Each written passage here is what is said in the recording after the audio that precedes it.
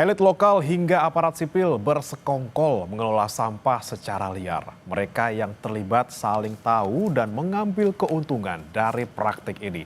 Persekongkolan ini bahkan diduga melibatkan warga, penyedia jasa pengangkut sampah, hingga oknum pejabat daerah. Kami akan bahas terkait pengelolaan sampah liar ini yang didukung dengan penelusuran tim investigasi harian Kompas, serta dampaknya bagi lingkungan. Bersama dengan sejumlah narasumber saudara yang ada di studio, ada Mas Galuh Bimantara, wartawan investigasi dan jurnalisme data harian Kompas. Selamat pagi, Mas Galuh. Selamat pagi, Mas Bre. Ya, dan hadir juga melalui sambungan daring saudara Zenzi Suhadi, Direktur Eksekutif Nasional Walhi. Selamat pagi, Mas Zenzi. Selamat pagi, Mas. Baik, saya ke Mas Galuh dulu nih yang punya liputannya nih Mas. Ini kan menarik sekali, saya lihat di 2 edisi harian Kompas terakhir di hari Rabu dan juga Kamis ini fokusnya terkait dengan pengelolaan sampah liar. Ini apa temuan yang paling mencengangkan yang Mas Galuh temukan dari pengelolaan sampah liar ini? Di mana dan ada berapa sih jumlahnya? Baik, Mas Bre. Jadi kami melakukan liputan ini landasannya karena dari data Kementerian Lingkungan Hidup, itu kan di 2023 56,63 juta ton timbulan sampah secara nasional, 60,99% itu tidak terkelola. 39,14%-nya itu sekitar 22,17 juta ton itu terbuang ke lingkungan. Salah satu yang terbuang ke lingkungan itu ke pembuangan liar atau ke penampungan liar. Nah, yang kami telusuri di sini adalah dari hulu ke hilirnya. Yang menurut kami menarik adalah dari hulunya ini adalah dari sektor swasta. Jadi ini yang kami potret di sini, sampah dari sektor swasta itu bisa bocor ke penampungan liar dengan berbagai macam persekongkolan lah ya. Lokasinya yang kami bisa potret itu antara lain di Kabupaten Bekasi. Lalu kami juga melihat tempat penampungan liar itu di Depok untuk bisa melihat bagaimana polanya, kemiripan polanya. Dan juga kita kemarin sambil melihat juga yang di Kabupaten Bogor itu di Rumpin. Itu ada kaitannya dengan kasus korupsi yang menjerat Dinas Lingkungan Hidup di Tangerang Selatan ya. Oke.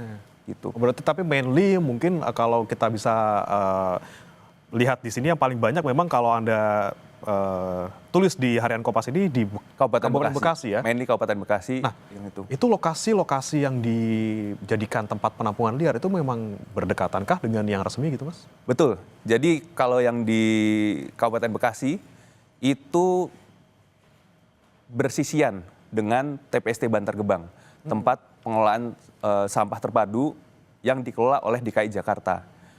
Lokasinya itu kan di Kota Bekasi. Tapi lahan yang jadi tempat penampungan liar itu di Kabupaten Bekasi, bersisian. Dan pola semacam itu juga bisa terlihat di tempat pemrosesan akhir Jatiwaringin, itu yang untuk di Kabupaten Tangerang. Di sekitarnya juga kami melihat pola yang mirip-mirip, ada tempat penampungan sampah liar di situ. Oke. Nah, yang Anda temukan yang kemarin Anda investigasi, apa yang Anda perhatikan? Misalnya ternyata, oh ini datangnya sampahnya dari, misalnya ada dari mall, Ya. kemudian ternyata pemilik lahannya juga meraup keuntungan di sana dengan cara mengolah sampahnya, memilih-milih sampahnya. Bagaimana temuan Anda di sana, Mas? Berdasarkan interaksi kami dengan pemilik lahan penampungan sampah liar tersebut, dia mengakui bahwa 90% sampah yang masuk ke tempatnya itu dari Jakarta. Itu yang di Kabupaten Bekasi ya. Yang di sisi TPS di Bantar Gebang, itu 90% dari Jakarta. Antara lain dari mana? Kebanyakan dari sektor swasta. Misalnya dari pusat perbelanjaan, dari hotel, restoran, dan juga misalnya apartemen, perkantoran, seperti itu. Ya ini yang mungkin membuat kita prihatin ya, karena kan sektor swasta ini kan sangat diatur dan seharusnya mungkin bisa lebih unggul lah daripada kita yang misalnya di rumah tangga gitu ya, karena kan mereka punya sumber daya untuk bisa mengurus sampahnya secara benar. Ya itu memang selama ini sih dari sektor swastanya, dari teman kami sebenarnya mereka sudah melakukan itu dengan bekerja sama dengan penyedia jasa angkutan sampah resmi. Tapi mulai dari penyedia jasa angkutan sampah resminya ini yang diduga mulai ada permainan.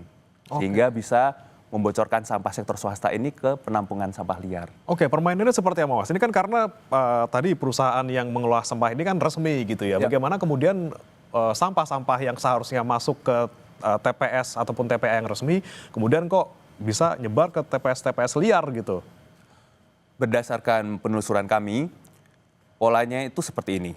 Dari sektor swasta, pengelola gedungnya itu menjalin kerjasama kontrak resmi dengan penyedia jasa angkutan sampah resmi. Bagaimana kita bisa tahu bahwa itu penyedia jasa angkutan sampah resmi? Itu berdasarkan data di situs Dinas Lingkungan Hidup DKI Jakarta. Terdaftar mereka. Terdaftar. Kemudian secara diam-diam mereka menggunakan truk yang tidak berizin, truk sampah tidak berizin.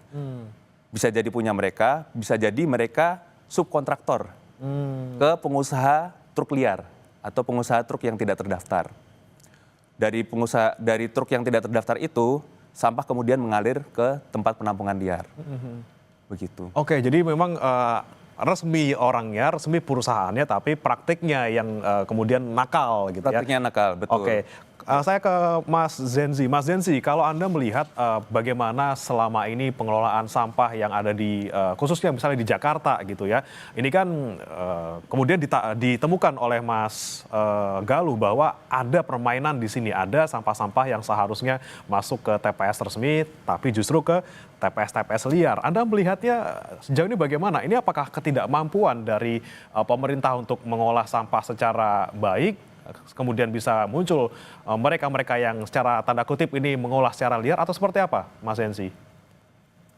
Iya, kalau dibilang ketidakmampuan seperti Jakarta itu kan APBD-nya paling besar se-Indonesia begitu. Artinya bukan karena ketidakmampuan, tapi karena ketidakbertanggungjawaban pemerintah atas kewajibannya. Nah, bisa berkembang praktik seperti ini itu karena di hulunya itu tidak selesai. Seperti sampah dari pemukiman ya. Itu walaupun kita di rumah kita pisahkan sampah kita organik, anorganik, timbal metal begitu, masuk ke truk sampahnya masuk ke dicampur lagi dia. Nah, ini yang memberikan celah orang melihat sisi ekonominya dari sampah. Nah, tetapi orang ketika melihat sisi ekonominya dalam praktiknya transporter ya, pengangkutnya atau penampung di tempat liarnya, ini mereka tidak melihat risiko besar dari pengelolaan yang ilegal begini. Karena sampah ini kan bukan hanya sampah makanan, dia sampah dari banyak sekali bentuk aktivitas orang, baik di rumah, di apartemen, di hotel, di mall dan lain-lain, yang dia menjadi media pembawa senyawa kimia yang berbahaya, bisa jadi penyakit menular dan seterusnya seperti alat kontrasepsi dan lain-lain. Ini seharusnya dihitung, dilihat bahwasanya konsekuensi kesehatannya sebenarnya jauh lebih besar kepada orang lain ketimbang keuntungan yang mereka terima. Dan kedua, saya melihat penegakan hukum di negara kita ini sangat lemah, Mas. Tadi saya mendengarkan ya bagaimana modus operandi yang dijalankan dalam pengelolaan ilegal ini kok sama persis dengan temuan kami terhadap praktik kejahatan dalam limbah B3. Nah, dalam limbah B3 serupa. Perusahaan-perusahaan transporter yang seharusnya membawa limbah B3 bahan beracun berbahaya dari perusahaan-perusahaan atau dari bea cukai, itu justru tidak dibawa ke perusahaan pemusnah. Mereka mencari tanah-tanah kosong seperti di Tangerang, terus kalau limbahnya cair atau limbahnya abu padat itu dikubur di tanah atau dibuang ke sungai. Terus kalau limbah B3-nya itu makanan, kalau dari bea cukai itu beras impor, stok beras impor yang kadaluarsa atau dari perusahaan-perusahaan retail bahan makanan, itu dibawa terus dikemas ulang, itu yang dijual ulang di kota-kota besar. Nah, ini mengerikan. Kita dulu pernah melaporkan ini ke Kementerian Lingkungan Hidup. Penegakan hukumnya nggak ada. Kemarin saya baru pulang dari daerah Tangerang, perusahaannya masih beroperasi. Nah, justru saya menemukan, menyaksikan hal yang baru lagi. Sampah-sampah B3 begini dipakai untuk menguruk badan-badan air di Tangerang. Saya terima kasih sekali teman-teman Kompas melakukan investigasi ini. Menurut saya kejahatan yang dilakukan oleh pengelolaan sampah ini belum seberapa ketimbang kejahatan yang dilakukan oleh pemerintah. Yang digaji, dibayar, difasilitasi dengan pajak, tetapi tidak bertanggung jawab dengan sampah, sehingga kejahatan terjadi di Indonesia oleh para pengelola sampah ilegal ini. Kejahatan besar itu ada di pemerintah menurut saya, ya. Oke, kalau misalnya kita perhatikan Mas Zenzi, ini kan ada temuan dari Mas Galuh bahwa TPS-TPS yang ada ini, yang liar-liar ini ada di sekitar TPS yang resmi gitu ya. Sebenarnya kalau dari segi pengelolaan misalnya sama-sama numpuk gitu ya, di resminya juga numpuk sampai menggunung, yang liar juga sampai menggunung. Nah, ini dampak lingkungannya sebenarnya bedanya dengan yang resmi sama yang liar nih apa, Mas? Mereka kan sama-sama numpuk di sana.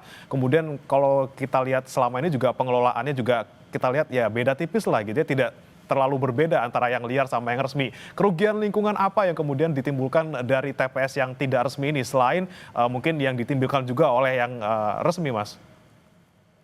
Ya, kerusakan lingkungan itu ada dua bentuk. Yang pertama secara langsung kepada masyarakat sekitar ya, melalui penyebaran di udara dan air tanah. Yang kedua, dia dampak tidak langsung itu karena biasanya tempat-tempat penimbunan ataupun penampungan sampah begini, karena ada sampah organiknya, dia menjadi media perkembangbiakan jenis-jenis serangga tertentu seperti lalat dan seterusnya, yang menjadi pembawa Penyakit. penyakit, bakteri, virus dan lain-lain ke wilayah yang lebih luas. Nah, saya ngeri dan prihatin sekali dengan pemerintah. Kenapa nggak peduli dengan hal yang begini? Kami dari tahun awal 2000-an itu berapa kali menangani kasus-kasus sampai seperti dulu Bantar Gebang. Tahun lalu itu praktik yang serupa di daerah Depok. Ini dibiarkan saja oleh pemerintah. Menurut saya tidak mungkin ini tidak diketahui.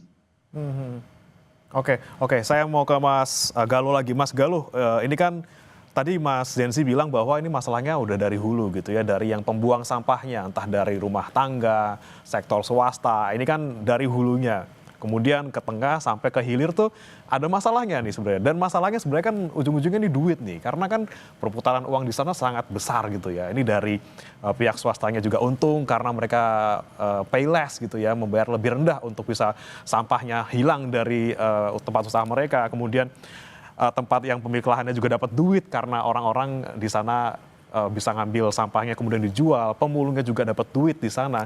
Ini Anda melihatnya fenomena yang Anda temukan seperti apa kalau di lapangan, Mas? Baik, kalau di kami, sorotan kami kan itu sampah dari sektor swasta ya. Di sini itu mungkin kita misalnya perlu melihat di hulu dan hilirnya ya masalahnya. Di hulu, di sektor swasta itu pastikan yang bermain itu atau yang mungkin jadi faktor pertimbangan utama itu kan cost, ongkos, biaya. Artinya ada mekanisme pasar untuk memilih vendor pengangkutan sampah. Dengan demikian kan pasti mereka mencari siapa yang bisa menawarkan dengan harga paling murah. Sehingga di situ menimbulkan persaingan yang membuat vendor sampah ini putar otak agar mereka dengan menawarkan jasa semini mungkin harganya, mereka tetap bisa dapat margin. Akhirnya apa jalannya? Lewat pengelolaan sampah secara ilegal.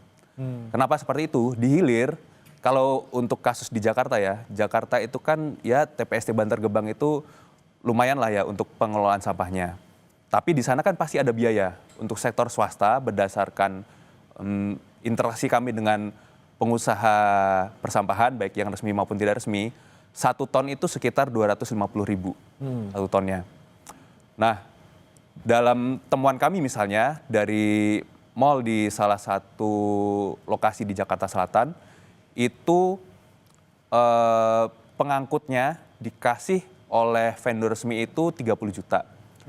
Dihitung-hitunglah misalnya oleh salah satu pengusaha truk liar yang kami temui, kalau misalnya dalam semalam mereka mengangkut sekitar 2 ton dengan 30 juta, 2 ton kali 250 itu kan udah 1 juta satu harinya, satu malamnya. Artinya kalau misalnya mereka setiap hari harus membersihkan sampah di mal tersebut, 30 juta udah habis buat retribusi ke DKI Jakarta. Gimana bisa dapat untung? Akhirnya dengan cara demikianlah proses kejahatan ini bisa terjadi. Mengapa ini kita sebut kejahatan? Karena terbukti lewat proses pidana oleh Kementerian Lingkungan Hidup, ada pengelola tempat penampungan sampah liar yang dipidana penjara sampai 5 tahun. Oke, jadi kemudian mereka bagaimana caranya bisa menekan kos serendah mungkin, kemudian mereka putar otak daripada buang ke tempat yang resmi kemudian bayar retribusi, mereka buang ke tempat-tempat liar. Dan tempat-tempat liar ini pun juga ngambil untung sebenarnya. Mereka juga untung kan, mereka dapat sampah-sampah yang ada nilainya di situ. Nah ini kemudian Anda melihat ada juga nggak nih lingkaran setan ekonomi yang akhirnya membuat fenomena ini ya tumbuh subur dan banyak yang untung, ya udah gitu, berjalan aja gitu Mas. Betul sekali Mas. Jadi ketika alur itu sudah terjadi, sampah sampai ke tempat penampungan liar, di situ masih bisa menimbulkan potensi ekonomi. Berdasarkan temuan kami, pemilik lahan tempat penampungan sampah liar itu bisa dapat pendapatan kotor itu 500 juta dalam sebulan. Dari mengelola lahan sekitar 2 hektar dan juga mendapatkan, itu cara mendapatkannya terutama menurut dia adalah karena bisa mengelola sampah-sampah bernilai ekonomi. Bagaimana dengan sampah yang tidak bernilai ekonomi? Residunya, sampah organik yang sudah terbawa, ya akhirnya menumpuk di lahan dia. Dan itu berdasarkan penelusuran kami sangat terlihat ya, ketika kami naik ke tumpukan sampah itu, begitu empuk, kaki bisa masuk ke dalam, dan kotoran-kotorannya bisa ikut ke sepatu. Saya tidak perlu jelaskan lebih lanjut, nanti mengganggu pemirsa ya. Oke. Tapi kalau ketika Anda ke sana langsung gitu ya, langsung ke tempatnya, menginjak langsung sampahnya, mungkin juga bertemu dengan warga sekitar. Bagaimana sih Mas tanggapan warga sekitar yang mungkin ada di sana? Apakah justru banyak dari mereka yang terganggu atau malah ada yang join gitu ya karena mereka juga warga sana, oh ini sekalian mulung di sana deh, sekalian dapat untung di sana. Seperti apa teman Anda? Betul, ada 2 ya.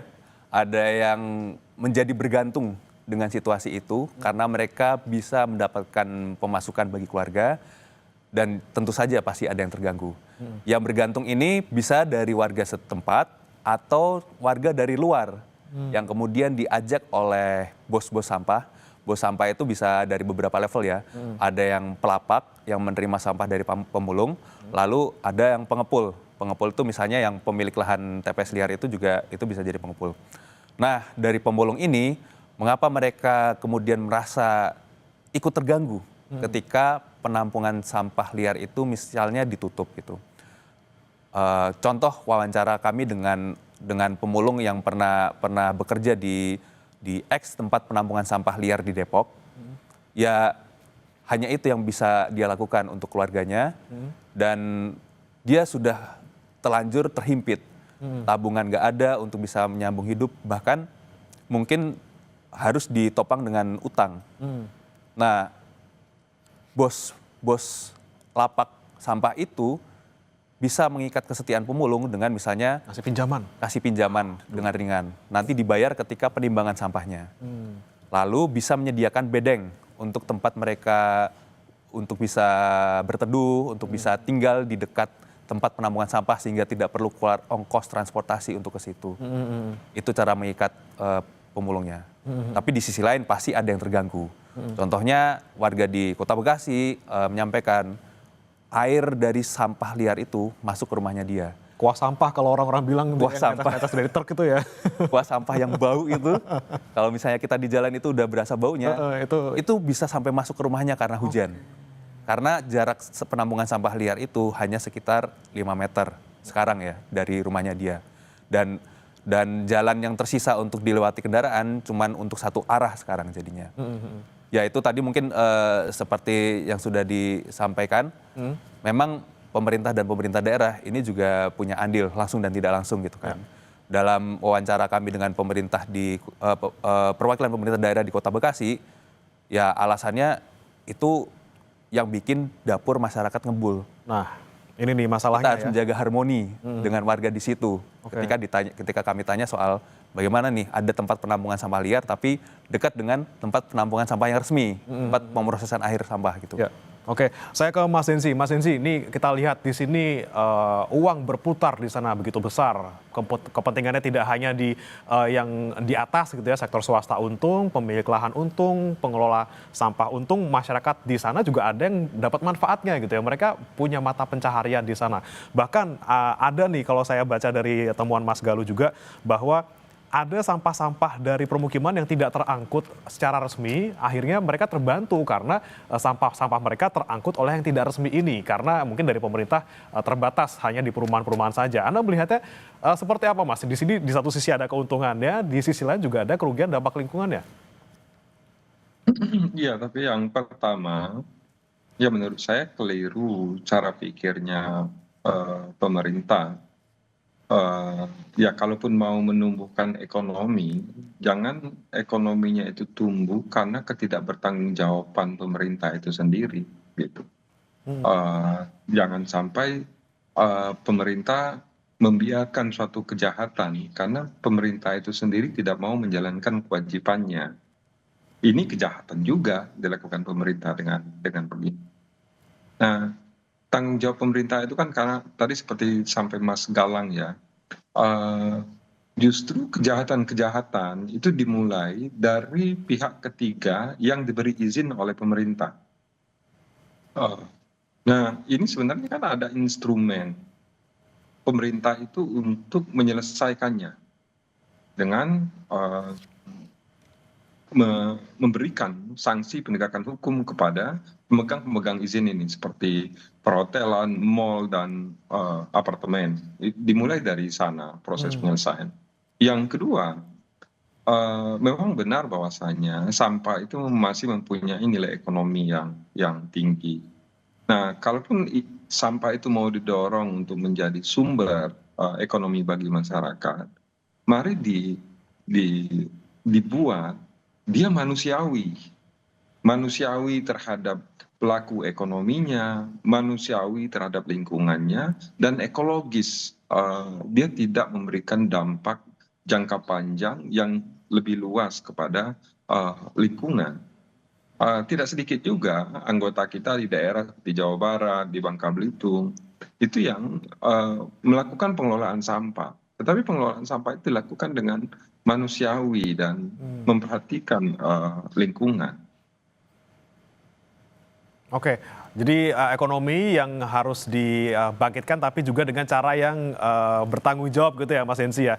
Kemudian saya ke Mas Galuh lagi. Mas Galuh, ada juga nih kan yang temuan Anda yang menarik bahwa ada keterlibatan aparat, kemudian elit lokal gitu ya. Bahkan ada yang disebut juga wartawan di sana bermain gitu ya. Ada ormas juga ataupun LSM yang dimana mereka datang seperti kayak, oh kamu nanti kalau tetap beroperasi saya laporkan. Dikasih duit, diem. Nah, apa temuan Mas Galuh dari yang tadi saya sebutkan? Ya, itu berdasarkan wawancara kami dengan salah satu pemilik lahan penampungan sampah liar yang lain ya. Masih di Kabupaten Bekasi. Ya, itu cara untuk bisa dia tetap mempertahankan bisnisnya. Nah, dia seperti yang di dekat Bantar Gebang itu mengaku rata-rata pendapatan sebulan 500 juta. Tapi keuntungan yang bisa dia nikmati hanya 175 juta sampai 200 juta lah dari 500 juta tersebut. Sisanya itu buat apa? Antara lain untuk menyawer.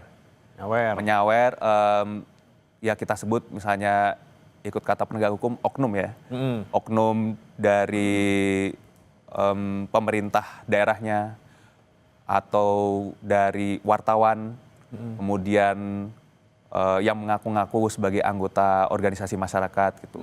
Supaya apa? Ya supaya nggak diganggu. Dan dengan cara demikian dia bisa berusaha dari sekitar tahun 2006 lah. Sampai kemudian akhirnya digerebek di tahun 2022, itu dia marah sekali. Selama ini dia sudah berusaha menyenangkan mereka. Di antara mereka ada yang ikut datang untuk bisa menyegel tempatnya dia. Ya itu bagi dia tidak adil, walaupun ya tetap saja perbuatan dia itu sebuah kejahatan ya. Betul. Cuman dari sini kita bisa melihat bahwa tanggung jawabnya ini bukan cuman oleh pelakunya, tapi harus ada tanggung jawab juga dari otoritas gitu. Karena apa?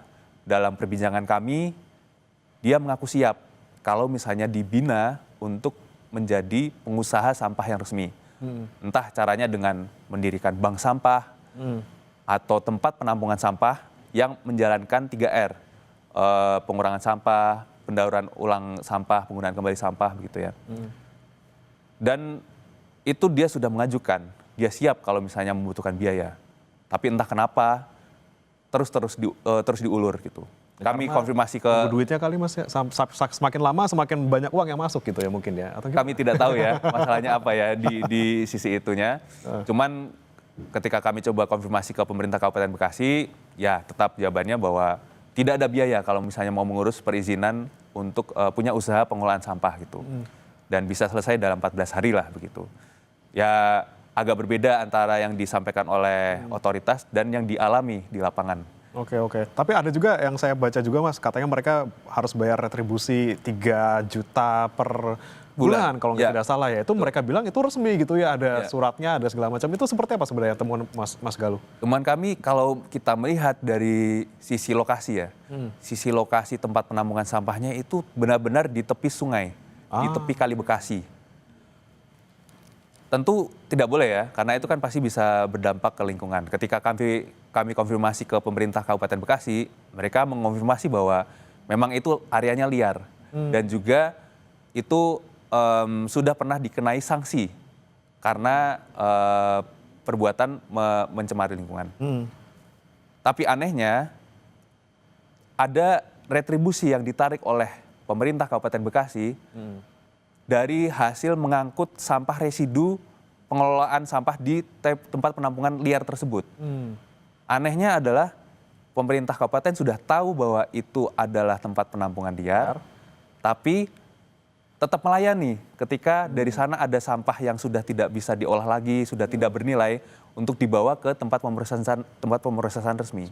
Seharusnya kan dibina dulu supaya ini benar. Betul. Baru retribusi okelah ditarik karena ada proses pengangkutan sampah yang diakui oleh Pemkab itu sesuai dengan regulasi. Oke, ini ada keanehan ya di sana ya. Ini kok tidak dibenerin dulu yang ya istilahnya seharusnya akar masalahnya dulu diselesaikan baru kemudian tarik retribusi gitu ya.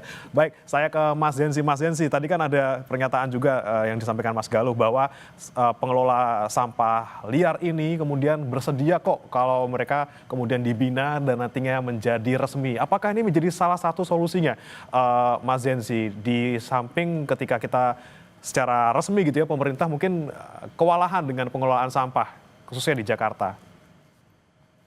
Iya, sebenarnya kan orang-orang yang mau mengurusin sampah itu kan orang-orang yang mulia ya seharusnya. Tetapi saya melihat begini, kadang kejahatan itu dibiarkan oleh pemerintah. Perilaku salah itu dibiarkan oleh penegak hukum. Karena dia menjadi ladang uang juga bagi otoritas dan hukum. Saya melihat praktek yang sama seperti di tambang, di perkebunan, dibiarkan tumbuh berkembang suatu kejahatan, dia menjadi sumber pendapatan lain juga bagi otoritas. Nah, eh, ya, saya setuju tadi dengan Mas Galang dan para pengelola sampah ilegal ini sebenarnya kalau dibina, mereka kan potensi yang besar bagi pemerintah. Yang kedua, mereka tentu mau karena sudah tahu sumber ekonominya.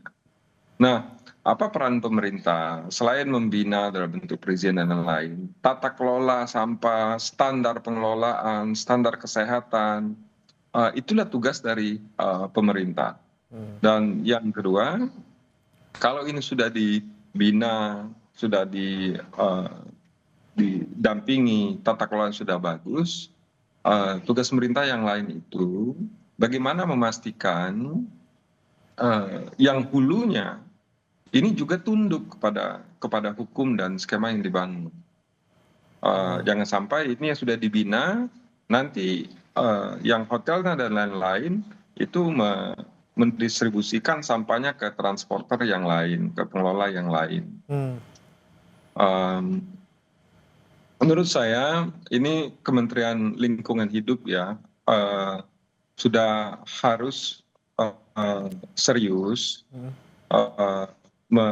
menangani ini bersama Polri. Satu, sanksi itu jangan hanya diberikan kepada para pelaku ini. Para pelaku ini bisa jadi dia ilegal. Itu mungkin juga karena dia tidak bisa mendapatkan izin.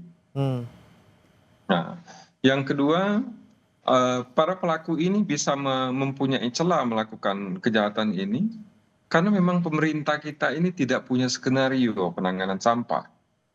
Dan sampah itu sesuatu yang diproduksi dengan pasti setiap hari.